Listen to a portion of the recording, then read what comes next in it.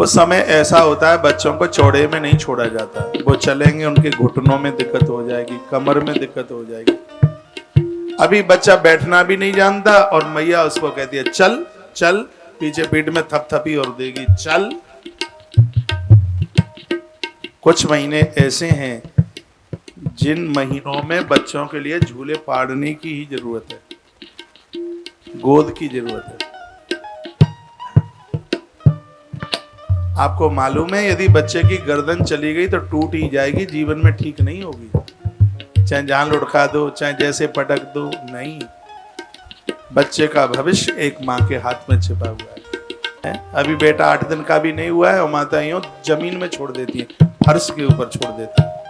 इससे विकलांगता का असर हो जाता है। विकलांग कोई जन्म सिद्ध बीमारी थोड़ी ही है। ऐसे बहुत बच्चे हुए हैं जिनकी आंखों की रोशनी चली गई जन्म लेने के बाद। हाँ, चली गई।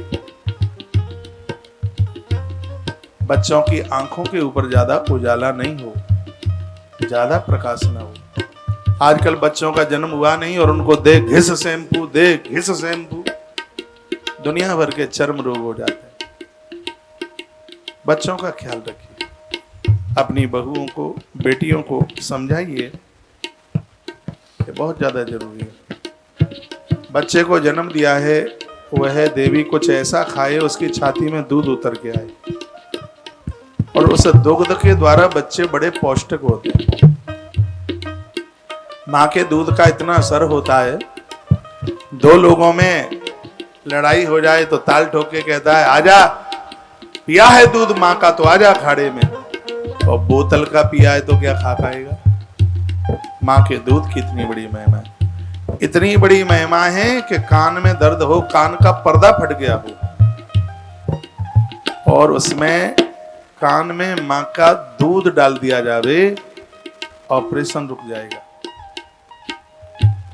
कान की सूजन खत्म हो जाएगी, कान की बीमारियां खत्म हो जाएंगी।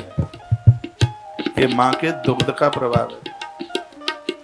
अब तो पता नहीं है, छोटे में जब कान में दर्द होता था माँ कान में दूध डाल देती थी और वो ठीक हो जाता था।